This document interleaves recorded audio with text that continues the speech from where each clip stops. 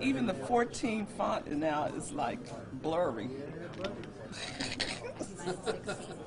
You do? I better get my glasses. I can fit one word on a page. There you go. Constant flipping. You're all the good stuff you guys are doing.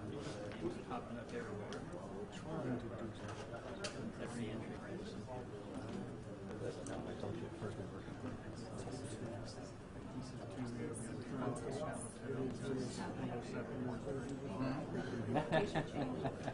What kind of contacts you gonna get? I don't know. I'm going to the ophthalmologist next week. You got all the Because everything distance, close, is all not working for me these days. There you go. They can fix that. Yeah. I'm not having the LASIK surgery, though. I see it. Where's Mark? We ready to start, Mark? Is everyone ready? Right. Okay. So good afternoon, everyone. It's a great day. Today I would like to give an update on the work we've been doing to improve infrastructure and traffic flow in East Baton Rouge Parish.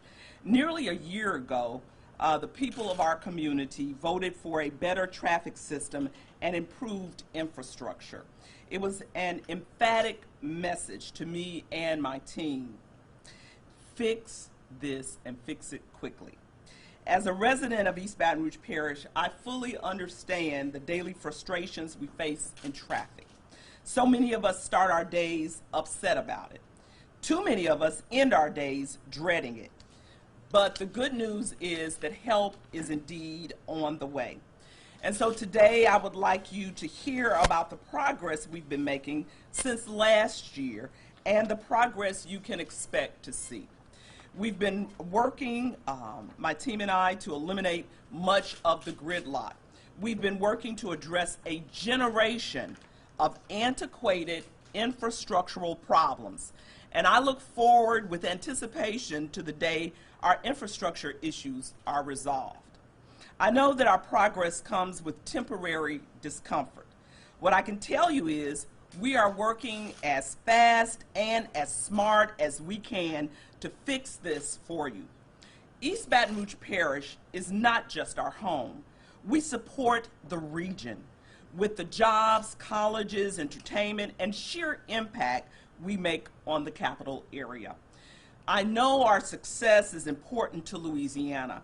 Just like public safety, maintaining a growing local economy, and improving quality of life, solving our infrastructure issues is at the top of my daily to-do list.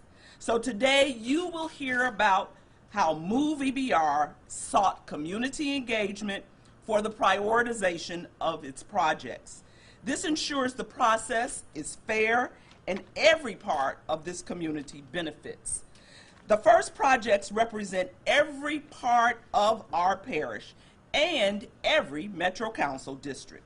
They include Airline Highway, Florida Boulevard, Jones Creek Road, Picu Lane, College Drive, Harding Boulevard, and Groom Road.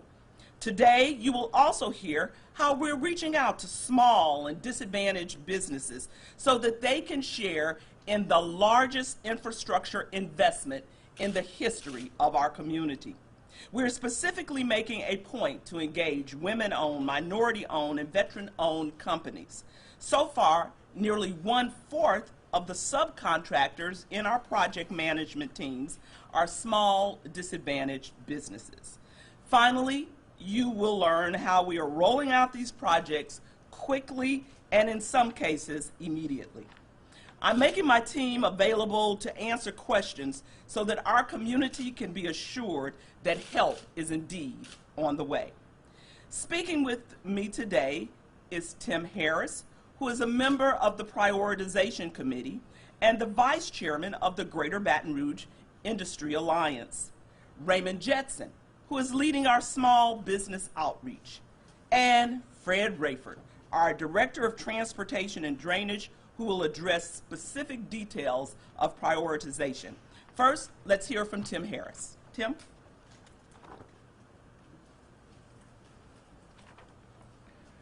Thank you, Mayor Broom. Hello, everyone, and thank you for being here. I'm Tim Harris, the Vice Chairman of the Greater Baton Rouge Industry Alliance, and I was one of 8 members of the Prioritization Committee. Our committee represents a wide range of community stakeholders and organizations like the Federation of Civic Associations, LSU, and the Baton Rouge Area Chamber, just to name a few. The process we went through was thorough, transparent, and for me, an engineer, data-driven. We are tasked with prioritizing projects based on a number of criteria, including congestion, safety, quality of life, and project readiness. If it's worth doing, it's worth getting done. Our committee met over a period of 5 weeks, a couple hours at a time, and we asked a lot of questions. And the MOVEBR project management team was very responsive to our requests for data and for information that we needed to make all the decisions that we did. In the end, our team was able to agree to a project prioritization focused on the efficient and expedient delivery of transportation projects throughout the city parish that will improve safety and reduce congestion for all. Our committee is proud of the work we did, and we know the citizens of this city parish will appreciate that these important decisions were made by people just like them. This was a strategic process, just like any business plan that I would encounter in the industrial sector. And I want to thank Mayor Broome and her administration for making it as transparent and professional as possible. I'd now like to introduce Raymond Jetson, who is leading the efforts to engage small and disadvantaged businesses in the MOVEBR program. Good afternoon. I too would like to begin by thanking Mayor Broome for making the inclusion of a diverse group of businesses in our community a core tenet of the MOVEBR project. And so the Small Business Outreach Team continues its efforts to engage small businesses for opportunities within the MOVEBR program. On October 3rd, we held our first workshop focused on right-of-way services, vendors, to inform them about upcoming procurement opportunities and how they might be able to participate. On November 5th at 3 p.m., we will hold our second Small Business Outreach Workshop at the Bluebonnet Library for businesses who are focused on the following specialties: environmental consulting, electrical engineering, civil engineering, landscape architecture, and land surveyors. We will be working with those businesses to provide them information and resources so that they might be able to participate in this important work. After today's release of the prioritization list, we will begin to work on 2 other workshops that are upcoming. One, which will be held on November 13th at 10:30 at the Breck headquarters on Florida Boulevard, will be for engineering and design firms. There will be a component of this that is focused on small businesses. And on Thursday, November 14th, we will also host a workshop at 3 p.m. at the Bluebonnet Library, and this will be focused on small contractors. The goals of these informational sessions is to review the procurement process and to discuss upcoming opportunities with these businesses. We encourage all small businesses to sign up on the City Parish Vendor Self-Services System and the MOVEBR website to ensure they receive all relevant updates on these and other upcoming available opportunities. It is my pleasure at this time to welcome Fred Rayford, who is the Director of Transportation and Drainage, to come and to speak further about the prioritization list. Fred. Thank you. I appreciate it. And first of all, let me also thank the mayor, because certainly if I didn't do that, I probably wouldn't be here today, that's for sure. But I will tell you, I've been around a lot of mayors in my life, but I will tell you, I've never seen somebody more driven to try to address people's problem dealing with traffic and congestion than Mayor Broome. And she certainly holds everybody accountable, and I think that's what is going to make this plan very successful. As the past speakers have indicated, you know, we are looking at a prioritization of the process. One thing I will say, and while it's been mentioned that everybody in the parish is going to see some work on the first round, but it's also been driven by particularly data-driven, not politics, not anything else. And I think that's important because that's what people expect in the community. The many meetings we went to, that was one of the biggest concerns they wanted to get addressed. I will also say that probably somebody, when they look at the list, and say, why is my street not number one? Well, unfortunately, not every street can be number one. But I think there's a process that we went through, and that everything that's on the list will get done, including some of the green light projects that were not completed at the point will also be addressed. When you look at the criteria, and I think it's important, readiness to construct, people say, what does that mean? That means, well, we have plans ready, we need to buy right-of-way, or we can actually go into design on some of the smaller projects that we can look at to try to move this program ahead. That's what readiness for construction is. Safety, I don't think I need to address that. Safety is a big concern in this community, particularly when driving, but also with pedestrians and transit issues that we deal with on busing. Congestion relief, look out there on the traffic cameras. You know, that's one of the things that we want to try to address is from traffic congestion.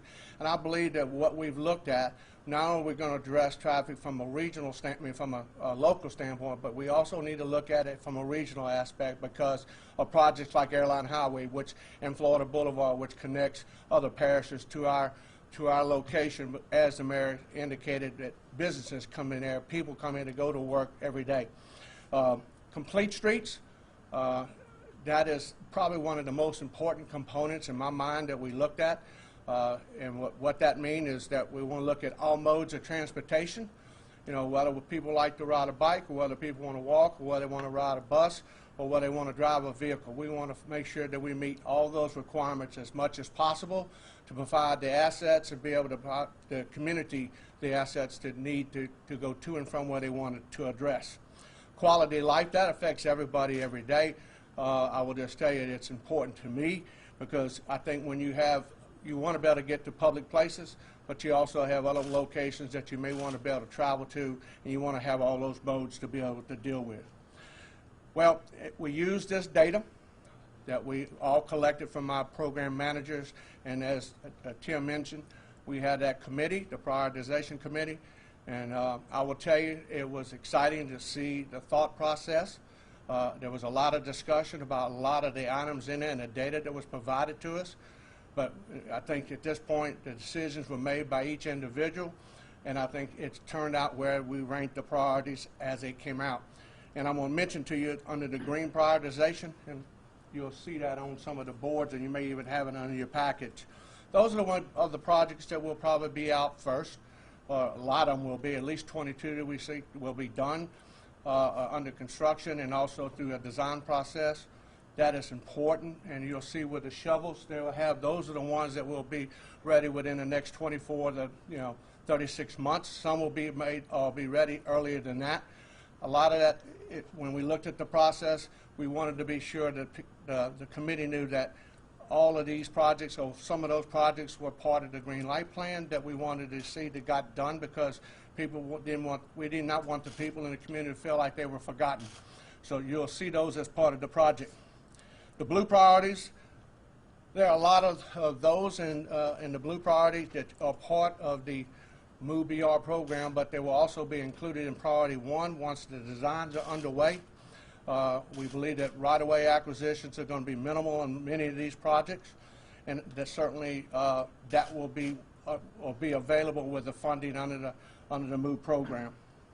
The purple priorities, this is the one that's hardest to explain because some people live on those streets in the purple priorities. It will get done. At this point, we'll have to wait until the funding comes into place, and whenever projects that get done under the green or the blue certainly will be moved forward with design and any other phases that we need to address under the purple program. Prioritization is very important to us. We felt like we followed the process, and it's what I always like to emphasize is data-driven. A lot of facts were given, and I think that's where we want it to be. In regards to not just the infrastructure, road projects, the one that also the mayor also asks about every day is where we are with signalization, the signal program. You'll notice that on our program we have 10 intersections or 10 roadways that we're going to be addressing for signal upgrades, but every one of these locations, and if you see on the map, Oh, okay. At this location and on the map there, it is important for people to understand. They said, well, why we only got this little area? Well, that's the area that we didn't have the updated equipment, the controllers that are needed. Certainly we need fiber and to have the connectivity to get to communicate with not only those signals, but the other signals on that particular corridor, and which will also be relayed back to our Advanced Traffic Management Center. Our goals to address is look at the corridors in the north and south direction and east and west. Our first priorities will be looking at Airline Highway. Next will probably be Florida Boulevard, and we also want to address Burbank. Those are the ones that we want to emphasize on first.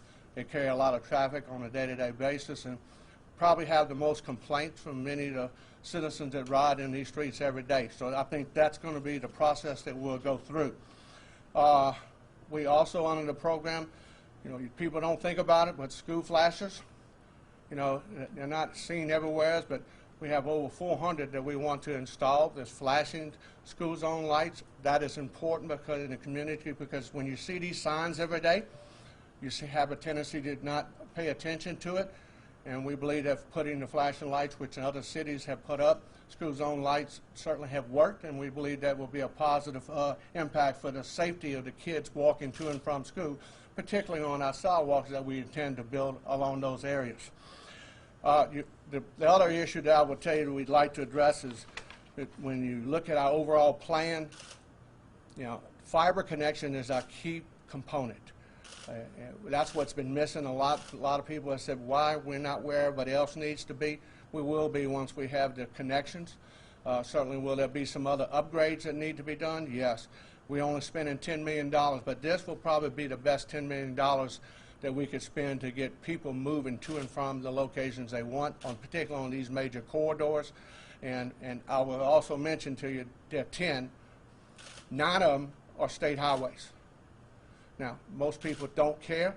Most people wouldn't know if it's a state highway. But the mayor said, do whatever we got to do to get us moving in the right direction. So we're moving forward with that, and that's going to also address the overall, I think, connection for traffic movers and also with our center. With that, I guess if there's any particular questions, I'll be glad to answer anybody of the past speakers can ask. Y'all said that, you know, it's been about 10 months, close to a year since the tax passed. Did you all think it would take this long to come up with a priority list? Well, I think, number one, there's a lot of steps before you get to the priority list. If you don't have a plan on how you're going to process that, what are you going to do and how it's developed, because we all answer to the same community people who ask those questions. That's right. We went through the process, how we set up our structure, who and what the components we want to look at, and it's setting up an actual, like a business to operate, because we're talking about $1 billion. So I would assume we better make sure we operate it like a business. And once we got to the point where everybody understands the steps and the processes that we wanted to go through, that's when we set up the prioritization schedule. And as we promised in many of the meetings, and now as the mayor has stated, we wanted it to be, you know, data-driven, but more importantly, get the public involved, and that's what we did. We reached out to various members of the community and asked them to be involved in the process. Has it taken a little longer? Something, I guess it could. Some people say yes, some no, but to me, I think we followed a good process, and I think we can move forward fairly quickly based on the steps in the process that we did take. And let me just add this. Based on the established timeline, actually we're early in terms of what we anticipated.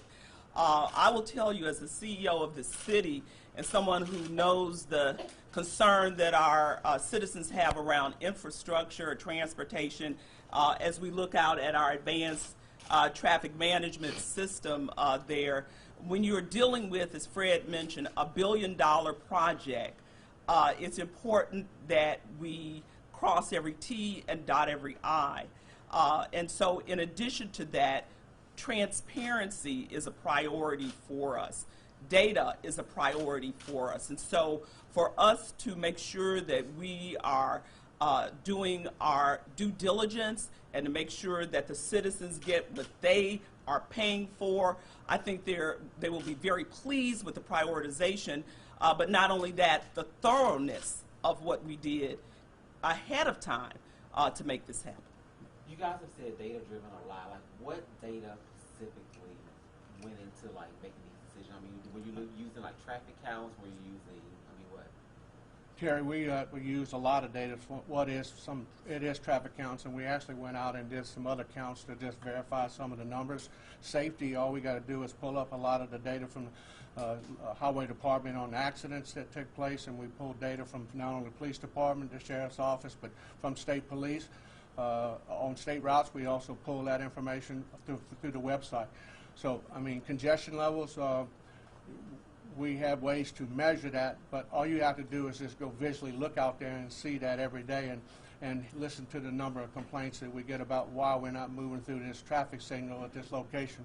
So, and the complete streets, when you look at that, that is a component. In my opinion, it's missing, and it should have been included earlier on, but now I think we're going to be sure that that component is incorporated into our overall plan process. And wherever we can, and there may be some locations, I'm going to clarify that, we may not be able to meet every piece of the concept on every project, but I assure you, if there's this much we can do, we're going to do it that much. That's a fact. And when y'all said you didn't want to, none of this has to do with politics, and we're looking at the purple area, y'all have, you know, Hoosier 2, Tiger Bend, Antioch. I would assume when you made that comment you had to do with the city of St. George? No, my comment has nothing to do with any city at all. That's why it's data-driven at this point, you know, and in my opinion, I think we looked at the right process, and that's the reason we did data, because I think we're going to be held accountable, not just the St. George people, but everybody else in the parish. So I think we've accomplished what we needed to do, and I thought the committee did a fantastic job. I was there every meeting, and I got a chance to vote, you know, just like everybody else. But I think from that perspective, politically, I think everybody's going to get their fair share. And quite frankly, you know, from day one, the mayor's always said, I want it where it's data-driven, but it's where the most need is. And at this point, I can't do everything in St. George, just like I can't do everything in Zachary that everybody wants all at one time. There was a process, and we followed, and I think we will stick to that process. And let me just say that I am very pleased with what Fred and our team has done. It's not easy to cover every council district in this parish. We're talking about 12 council districts. And when I look at that project prioritization board, I see roads like Piku Lane and some other areas that are in that specific proposed city that you mentioned. So the fact that we touched every council district, I think certainly speaks of equity and inclusion.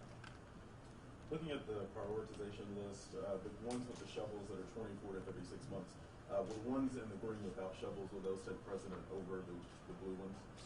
They still have a process to go, but we think the ones with the shovels are probably the closest to getting it through the process, because we want to be sure that people see projects out on the street, because they don't want to see it on a piece of paper. So yes, we would try to follow the process and the schedule. Certainly there will be times that we may have to amend some schedules because something's occurred that we didn't anticipate. You never know. You may have some landfill issue that we had to deal with on a piece of property we didn't know about. So I think that realistically what we show here is our plan of action, and we plan to stick to that.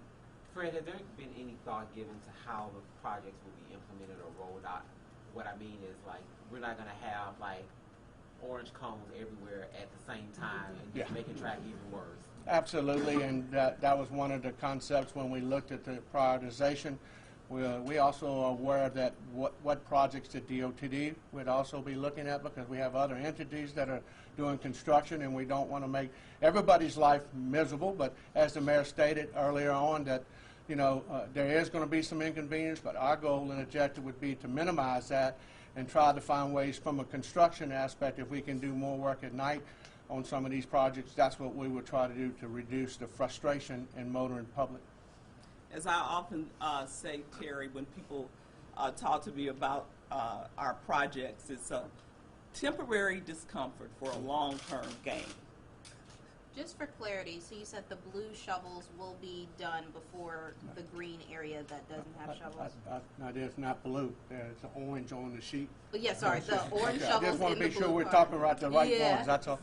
You know, in realistic terms, I mean, we are ready to go, or just about ready to get under the green and also the blue. Yeah. But if, again, as I mentioned, if we have to amend some priorities, we will do so because of some things that were unforeseen. We will address that. And certainly, I want to also emphasize to the media, and because I want the public to also know that we are committed to having meetings once we do the design, lay it out, and have meetings with the public to get their feedback, because it is important.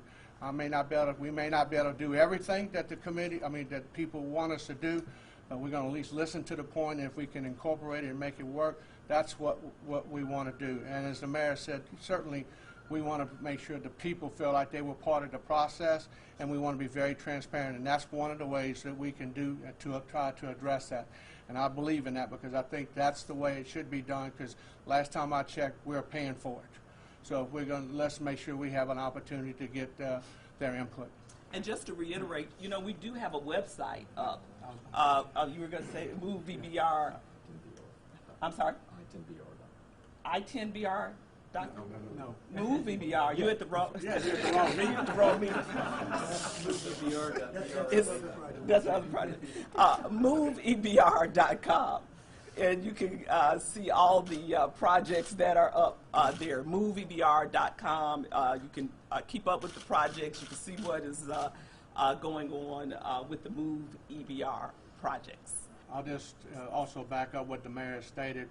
We just had a meeting earlier today to discuss what information we're going to start putting out on the website. So you're going to see a lot more data being shown. This was one of the biggest issues we wanted to address, but there will be a lot of other data you'll be able to get off that website. So in the coming weeks, you'll see a lot more than what's actually been on there at this point.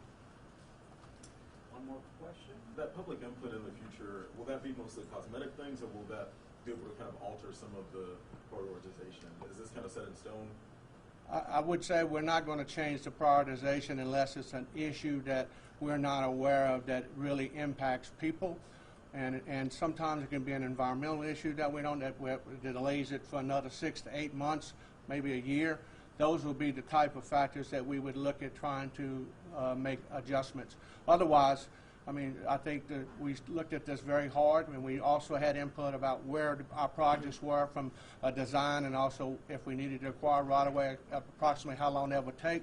I think we've covered all those bases. I feel very comfortable where we are in this process. I also want to thank, I see Mayor Barrow is here from Central. I see Councilwoman Freiberg. Are there any other elected officials that are here? So I want to thank them for coming out. Thank you all for being here today.